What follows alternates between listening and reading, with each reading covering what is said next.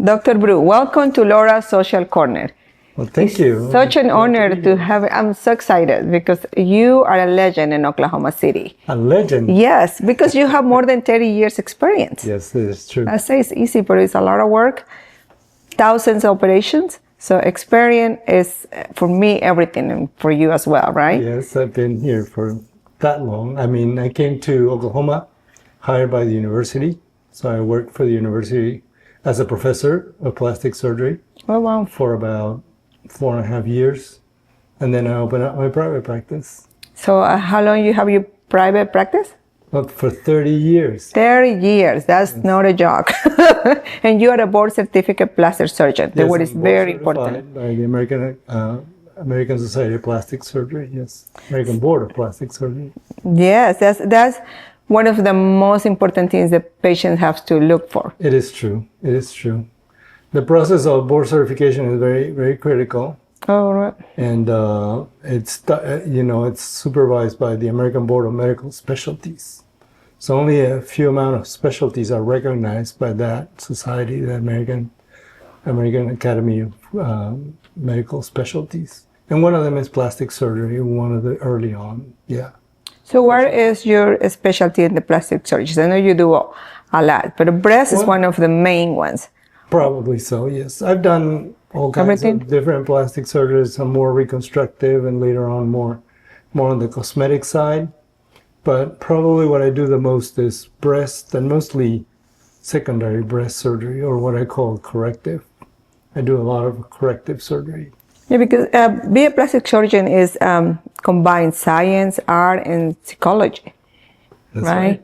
Everything plays a role. It's like you have to be prepared, because sometimes it's not how we look, it's how we feel or what our body needs. Exactly. Right, and probably like I have an example, my mom, she had a breast reduction many years ago because it was very big breast, and that was affecting her back. Right. So the colon was kind of getting really bad. So how you deal with all those three elements when the... Well, first of all, you have to know the patient. You have to know your patient and kind of identify where they come from and what is that they want to achieve. That's very important, is to manage their expectations. So there's occasionally a patient that wants something that it's not realistic. You can't accomplish it. And so you have to be very careful about explaining that there's only certain alternatives and not everything is possible. But the great majority of people are very, very reasonable in what they expect. And sometimes they don't expect as much as you can deliver, which is good. Especially, yes. You always have to under-promise and over-deliver. Right, that's the word everybody is, the expectations, I guess. Mm-hmm. And this is when you are a good hand, because you're expecting something and say, wow, this is better than what I expect, and that is when you really, it's experience where the result is. Yes, you know what you can do and you know what you can't do. And so you have to kind of bring the patient into that. And the one thing that you always really good about it is listen the patient. And that for me is very, very important, because you have the patient to listen what they want and their expectations. That's how you find out what is it that they're trying to accomplish. Because sometimes they don't tell you necessarily, or they kind of play it down. Right. And so when you don't know exactly their expectations, that's most likely where you're going to have an unhappy patient.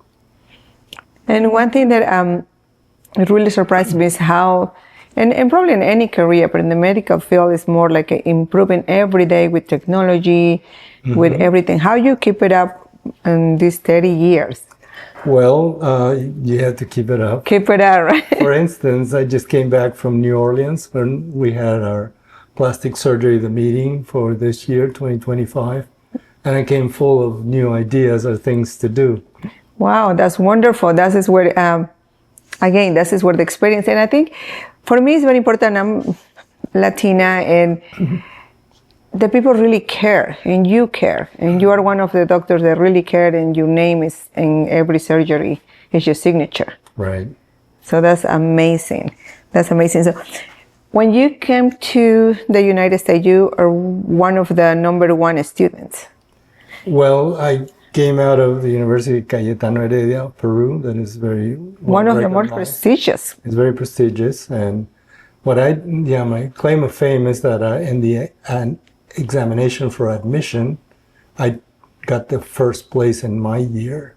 Wow. So I beat all the others. Yeah. That's just, yes. So that's I because, didn't expect that. I mean, that came as a surprise to me too. really? Yeah. I think you maybe expected because you dedicated a lot of time and Yeah, I expected to be admitted, but not the number one. yes, exactly. So when we came to the window where all the results were put up, I looked and I found my name first, and I'm like, why? I mean, I thought it was a mistake. That's amazing. And then that is how you started your whole career, Right. right? And then you come to the United States. You went to Miami first? I did general surgery in Miami. I did 4 years of general surgery. And then I went to Galveston, Texas, the University of Texas Medical Branch in Galveston. I did 3 years of plastic surgery there. And that's how I graduated as a plastic surgeon.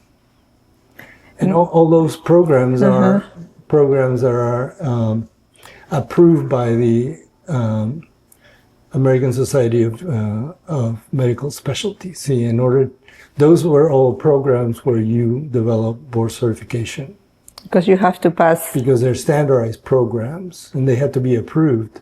Because not anybody can open up their office and say, I'm teaching you plastic surgery, because that's meaningless. Wow, that's very important to know. I didn't know that. So all those programs are programs that are certified by the American Academy of Medical Specialties, but also there is a regulatory institution for all the training programs, so they have to be certified to train people. So then when you finish that, you can take your board examination. When I did that, there were 2 board examinations. One was a written board, and the other one was an oral board. So you have to come to, in the oral boards, they examine you on your own patients. So you have to submit all the patients that you do in your first year out in practice. Wow. And then they examine you on those. And it's an oral exam, so there's well-known plastic surgeons that are examiners, and they will ask you questions, and drill you down. And then after you pass, so to be board certificate, you have to pass every year, right? This is where you went to? No. No? Not necessarily. How that work? No, there's a recertification program now. Right. That is every 10 years you have to recertify. But I grandfather on that. So Yes. once I got my board certificate, And here in Oklahoma City. So that's wonderful to have somebody with that much experience here in Oklahoma. Yeah. And the people there know that he speaks Spanish as well. So that's, See. he is fluent in Spanish. It's like my kids. I mean, you try them to speak Spanish, they wouldn't. But they understand? But they said, sí, Sí. bien. All that stuff. Hambre. Outside the surgery, you are an athletic as well. Maybe a little. Little? Yeah. I like windsurfing. Yes, I love that. You did it because Oklahoma, we don't have that much ocean, or because you can Well, practice that at the Lake Hefner? Hefner is big enough for that. I love that. There's a lot of people practicing wind sports there, not just windsurfing, but kite boarding, and now the famous wings. And then there's a lot of technology invested now with the foil. Yes. So I like the wind foil, yeah. What is that one? That one's the... The foil goes underwater. Uh-huh. It's like a big, long fin, but it has like an airplane shape in the bottom. That's called a hydrofoil. Wow, so you're really improved in everything, huh? Not just in surgery. You're going to be in the top for everything. You have to. You have to. That is a good thing to know about you, because you've been in Oklahoma for that many years. You have a wife Yes, and 4 kids? 4 kids and 4 grandkids. Wow. Yeah. So your wife is, her name, what is her name? Ziggy. Siggy. Just like the cartoon, Ziggy, yes. She Wow. was named after her grandfather, whose name was Siegfried. I'm glad she wasn't named Siegfried. That's right. I would not marry her. Oh, we can change the name. Yeah. Well, you probably would marry her because Ziggy is kind of like home name for. Where is she from? Well, she was born in LA, and she was adopted as a baby and brought to Peru where she grew up. Yeah. So she speaks Spanish as well. Yeah, she speaks just as good Spanish. Did you meet her in Peru? As a matter of fact, I did. Yes, I met her in medical school. Oh wow, that's a wonderful story. Behind you is behind like a great man is always a great woman. Absolutely. And that's the proof, and always is a proof for me because there's a lot of good doctors in Oklahoma. We have plenty, but ones with a lot of experience and knowledge, not too many.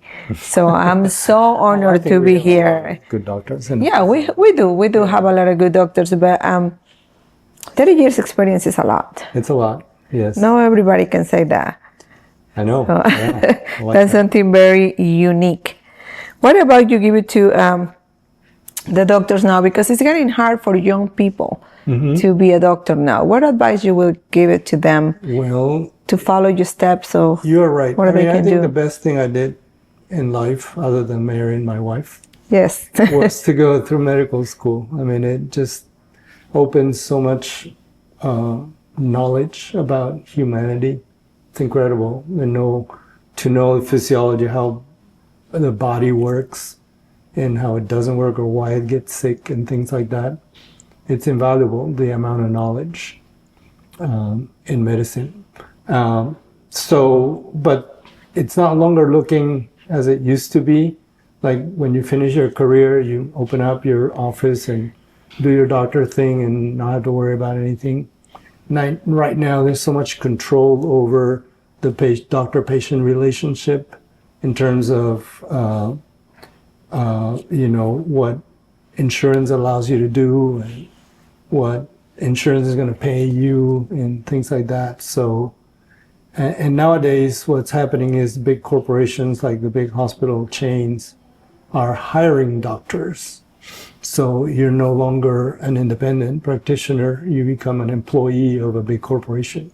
So that takes away more of the freedom and the freedom to interact with your patients. because it's rules that now you have to follow. Right. Not only that, but And these corporations want to make money. Yeah, and that is where they Make money for the them. doctor came and they talk to you really quick, and then That's you don't right. see. I mean, the doctor is held, to a certain standard, and they say, well, you need to see more patients. So Yes. you need to, make your consultation smaller or shorter, and then just turn around. That's And right. that doesn't play well either with doctors or patients. I mean, it's terrible that we have to go through that. So you decide go to aesthetics as well, because it's a combination. Probably the patients ask you for it. Right. You're completely free from insurance. Right. It's a relationship between me and my patients. We don't have to worry about insurance, whether they approve the treatments or procedures or anything like that. It's just me and the patient and what is the patient interested in and whether I can deliver it or not. And we have, set prices for things, and that's the way it is. Right. And then one of the things that I like about being here in Premier Aesthetics is having a doctor available. It means a lot to me. So, and it should have mean a lot for everybody, for all the patients. That's right. I mean, because the medical spas are becoming a commodity, and there's a lot of them opening up, and they're Yes. not necessarily well supervised. And some are flat out just illegal. Yeah. But the public doesn't necessarily know that. And so sometimes things go bad, and then when you try to figure it out, it's just that the things were not done properly and not supervised properly. That's right. So here everybody's training well, and they have to approve by you. Absolutely. We always demand the highest level of training and certifications, like a board certification, for instance. I mean, that's Okay. the top level. My other providers are also in the highest level of certification and qualifications. So they have to have, and then you take like a little exams before you. We train them. You train them here. Yes, we go places where they get their education, And we train him there, we train him here. I mean, most of the manufacturers of products, pharmaceuticals that sell us products are interested that you do a good job. So they'll send trainers, and we have volunteers that come here and we do treatments on them until we feel comfortable. And we always do treatments on ourselves before we do it on anybody else. Yeah. That's a wonderful, Dr. Brew. It's been a pleasure to having you and share your story with us, with Laura Social Corner, because it's a lot of people they need to know. And we appreciate it, your wisdom, your kindness for being with us today. So you're very welcome. I appreciate you disseminating this type of information. It's very important for patients to be smart consumers. Yes, because they give you for granted and they need to do the homework before they go to any spa and doctors and Absolutely. Right. So thank you so much for being here today, and you're welcome. I hope to see you next time. Very good. Thank you.